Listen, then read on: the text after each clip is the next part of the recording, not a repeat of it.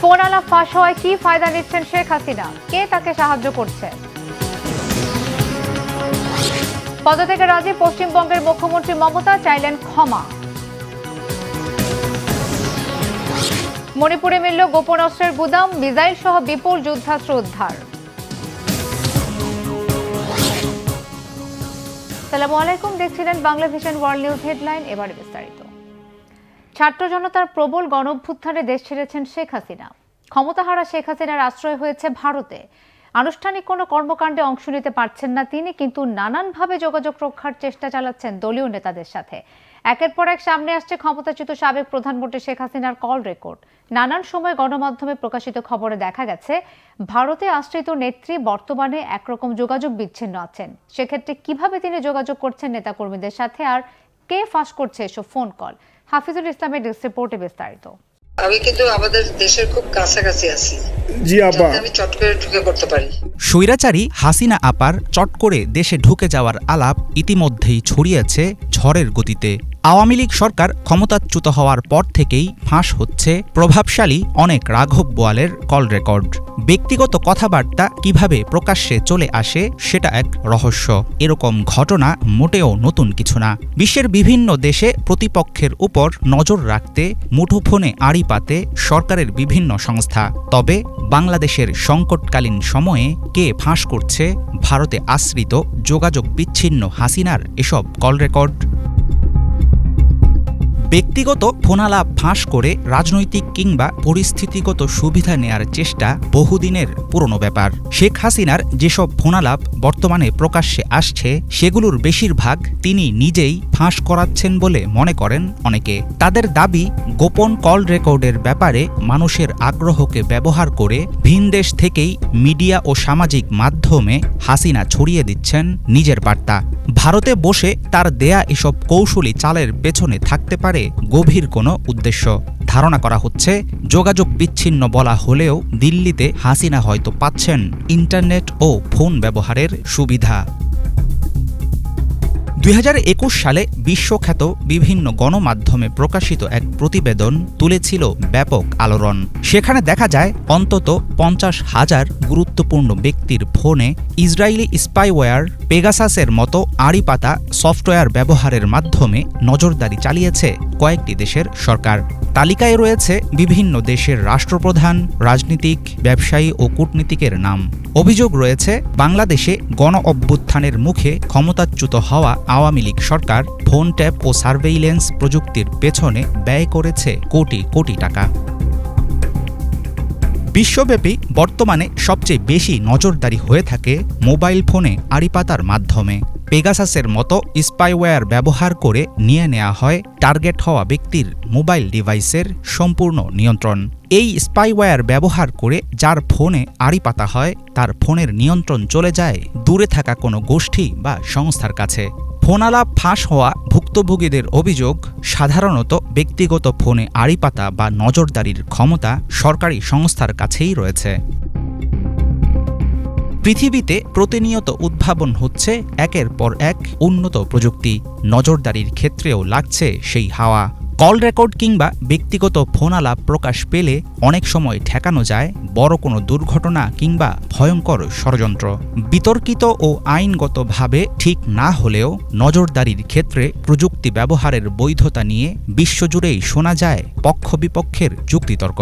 তবে বাংলাদেশের বর্তমান পরিস্থিতিতে ভারতে বাস করা হাসিনার ফোনালাপ ফাঁসের ঘটনা সাধারণ মনে করা যায় কিনা সেটা নিয়ে রয়েছে সন্দেহের অবকাশ।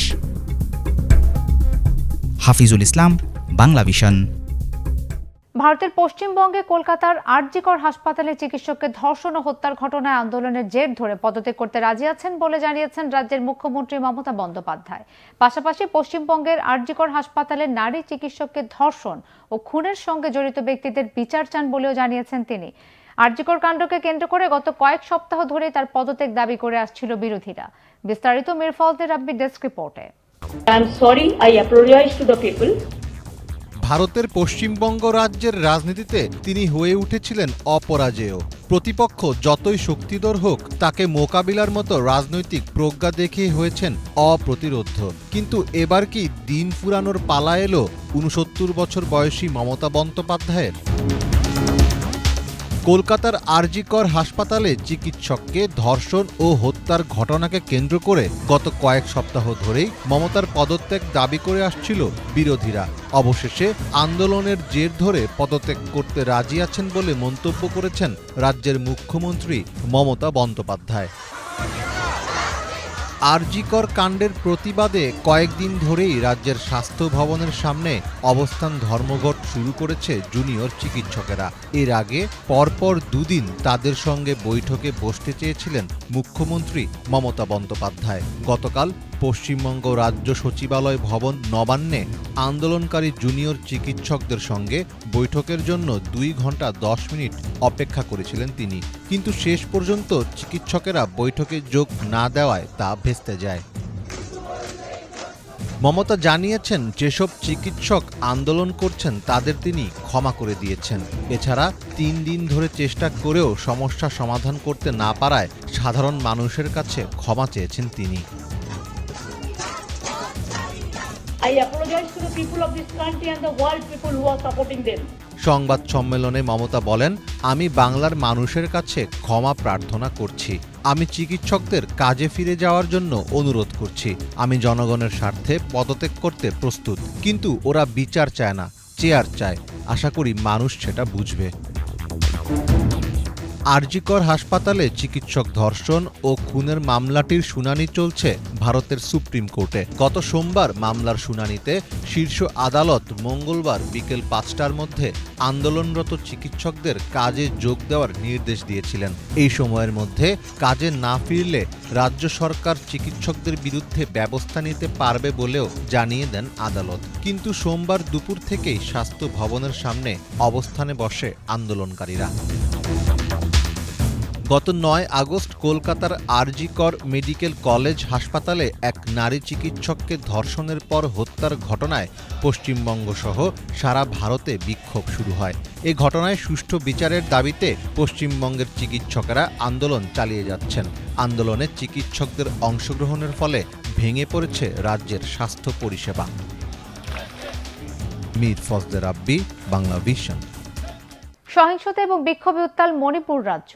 এর মধ্যে দেশটির সেনাবাহিনীর নেতৃত্বাধীন যৌথ বাহিনীর দাবি, গোপন অস্ত্রাগারের সন্ধান পেয়েছেন তারা। রাজ্যটির চূড়াচাঁদপুর ও কাংপোকপি জেলার গহীন জঙ্গলে 48 ঘন্টা অভিযান চালিয়ে গোপনে অস্ত্রাগারের সন্ধান পাওয়া যায়। সেখান থেকে 7.62 mm AK সিরিজের অ্যাসল্ট রাইফেল সহ বেশ কিছু যুদ্ধাস্ত্র এবং গোলাবারুদ উদ্ধার করেছে যৌথ বাহিনী। বিস্তারিত শহীদ আরাফাতের ডেস্ক রিপোর্টে। দফায় দফায় গুলি বিনিময়, বোমা বিস্ফোরণ, ড্রোন এবং মিসাইল হামলা, বেসামরিক নাগরিকের মৃত্যুসহ একাধিক ঘটনায় উত্তপ্ত ভারতের মণিপুর রাজ্য। পরিস্থিতি সামাল দিতে হিমশিম খাচ্ছে পুলিশ এবং যৌথ বাহিনী।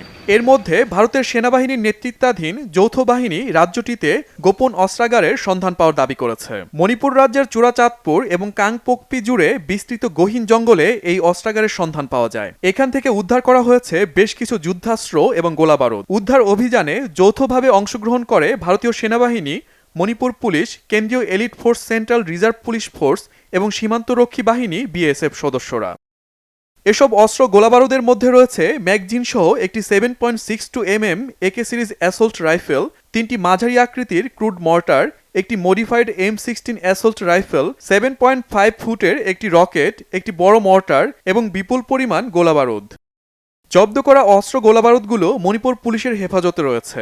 ইতোমধ্যে এ বিষয়ে তদন্ত শুরু করেছে পুলিশ। জাতিগত বৈচিত্র্যে ভরপুর মণিপুরে জাতিগত দাঙ্গার শুরু গেল বছর মে মাস থেকে। নতুন করে সেপ্টেম্বরের শুরুতে রাজ্যটিতে মেইতেই এবং কোকি সম্প্রদায়ের মধ্যে সংঘাতের সূত্রপাত হয়। পরবর্তীতে নিরাপত্তা বাহিনীর দায়িত্ব নিয়ে প্রশ্ন তুলে রাস্তায় বিক্ষোভে নামে সাধারণ ছাত্র জনতা। পরিস্থিতি সামলাতে ইন্টারনেট সেবা বন্ধ এবং জরুরি অবস্থা বহাল রেখেছে প্রশাসন। Shahid Arafat, Bangla vision, news desk. যুক্তরাষ্ট্রের প্রেসিডেন্ট নির্বাচনের আগে আর কোনো টিভি বিতর্কে অংশগ্রহণের সম্ভাবনা নাকচ করেছেন রিপাবলিকান প্রার্থী ডোনাল্ড ট্রাম্প। একে আমলে না নিয়ে আরেক দফা বিতর্কে অংশগ্রহণের প্রস্তাব দিয়েছেন প্রতিদ্বন্দ্বী কমলা হ্যারিস। অ্যারিজোনা অঙ্গরাজ্যের টাকসন শহরে এক জনসভায় সাবেক প্রেসিডেন্ট ট্রাম্প দাবি করেন, মঙ্গলবার রাতের টেলিভিশন বিতর্কে কমলাকে যুক্তিতর্কে ধরাশায়ী করেছেন। ট্রাম্পের অভিযোগ, অস্ত্র নিয়ন্ত্রণ আর কর অবকাশ নিয়ে কমলা ব্যাপক মিথ্যাচার করেছেন। নির্বাচিত হলে কর্মজীবীদের ওভারটাইমে অর্জিত অর্থের উপর থেকে কর প্রত্যাহারের প্রতিশ্রুতিও দিয়েছেন তিনি। জানান 5 নভেম্বরের নির্বাচনের আগে আর কোনো টিভি বিতর্কে অংশ নেবেন না। নিজের সামাজিক মাধ্যম ট্রুথ সোশ্যালেও এ বিষয়ে নিজের অবস্থান স্পষ্ট করেছেন ট্রাম্প, যদিও একে গুরুত্ব না দিয়ে আরেক দফা বিতর্কের ইচ্ছা প্রকাশ করেছেন কমলা। নর্থ ক্যারোলাইনার শার্লটে অনুষ্ঠিত জনসভায় বর্তমান ভাইস প্রেসিডেন্ট কমলা দাবি করেন, সাম্প্রতিক বিতর্কে জয় হয়েছে তারই, তাই জনগণ আরেকটি বিতর্ক দেখতে চায়।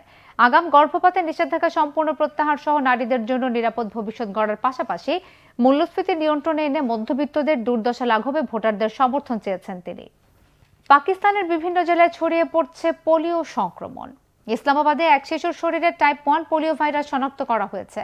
পোলিওর বিস্তার ও ঝুঁকি নির্মূল করতে চলতি মাস থেকে দেশব্যাপী টিকাদান কর্মসূচি শুরু হয়েছে। 115টি জেলার 3.30 লাখেরও বেশি 5 বছরের কম বয়সী শিশুকে টিকাদান করা হবে। বিস্তারিত ডেস্ক রিপোর্টে।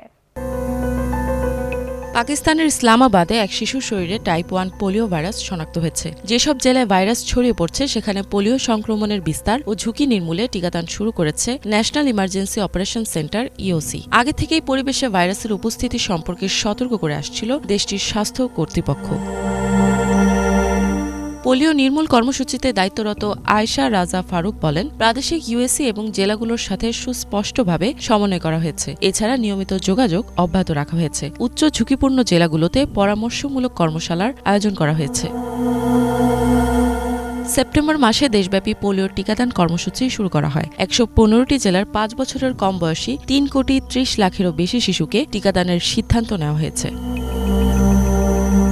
আয়েশা আরও জানান, সেপ্টেম্বর মাসে জনসংখ্যার প্রায় 73% কাছে বিশেষ প্রচারাভিযান চালানোর টার্গেট নেওয়া হয়েছে। প্রায় 2,86,100 টিকাদানকারীকে 15টি জেলায় পাঠানো হবে। বিশেষজ্ঞরা বলছেন, এর পাশাপাশি যেসব অঞ্চলে ভাইরাস ছড়িয়ে পড়েছে সেখানকার পরিবেশ পরিষ্কার পরিচ্ছন্ন রাখার উদ্যোগ গ্রহণ করা বিশেষভাবে জরুরি। পোলিও নির্মূলে দায়িত্বরত আরেক জ্যেষ্ঠ কর্মকর্তা মাসুদ খান জোগেজাই বলেন, পাকিস্তান সরকারকে টিকাদানে অত্যাবশ্যকীয়ভাবে নিজেদের পরিষেবা উন্নত করতে হবে, যাতে করে একটি শিশুও ছুটে না যায়। অপুষ্টিতে আক্রান্ত শিশুদের উপযুক্ত স্বাস্থ্যবিধি পরিষেবা প্রদান করতে হবে। বিশুদ্ধ পানি সরবরাহ নিশ্চিত করা সহ জাতীয় ও আন্তর্জাতিক পর্যায়ে দায়িত্বরত ব্যক্তিদের জবাবদিহিতা নিশ্চিত করতে হবে। ইফাত জাহান, বাংলাভিশন। রাশিয়া ইউক্রেন যুদ্ধে খার্কিভের সমস্ত শিক্ষা প্রতিষ্ঠান বন্ধ হয়ে যাওয়ার পর শিক্ষার্থীদের পড়াশোনা অব্যাহত রাখতে মেট্রো স্কুল চালু করেছে কর্তৃপক্ষ। বর্তমান শহরে 6টি মেট্রো স্কুলে সপ্তাহে 3 দিন সকালে বিকেলে ক্লাস করছে শিক্ষার্থীরা। 1000 শিক্ষার্থী নিয়ে যাত্রা করা স্কুলের বর্তমান শিক্ষার্থীর সংখ্যা 4400-তে পৌঁছেছে। বিস্তারিত ডেস্ক রিপোর্টে। ইউক্রেনের খার্কিভে শিক্ষার্থীদের পড়াশোনা চালিয়ে যেতে মেট্রো স্কুল চালু করেছে স্থানীয় কর্তৃপক্ষ। রাশিয়া ইউক্রেন যুদ্ধের কারণে খার্কিভের সমস্ত শিক্ষা প্রতিষ্ঠান বন্ধ হয়ে যায়। বেশ কয়েকদিন শহরটিতে শিক্ষার্থীদের অনলাইনে ক্লাস নেওয়া হলেও বর্তমানে শহরের 6টি মেট্রো স্কুলে ভর্তি হয়ে ক্লাস করছে হাজারো শিক্ষার্থী। মেট্রো স্কুলের শিক্ষার্থীরা সপ্তাহে 3 দিন সকালে এবং বিকেলে ক্লাস করে থাকে। শিক্ষাবিদরা বলছেন, নতুন এই স্কুলগুলোতে তারা বন্ধু পাচ্ছে, সবার সাথে মিশতে পারছে। মেট্রোর শিক্ষক ভিক্টোরিয়া কলিসনিক বলেন, শিক্ষার্থীদের এই মুহূর্তে ভিন্ন কিছু প্রয়োজন।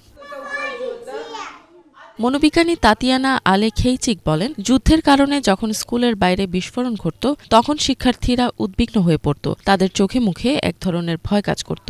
অভিভাবকরা সন্তানদের জীবন নিয়ে খুব চিন্তিত থাকত।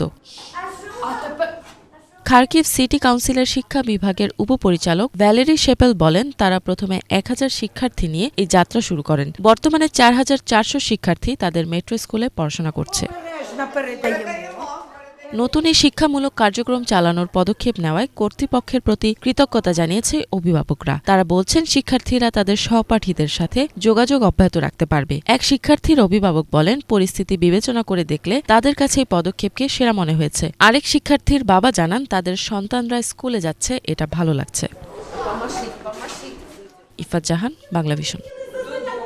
এই ছিল আজকের মতো, সাথে থাকায় ধন্যবাদ সবাইকে।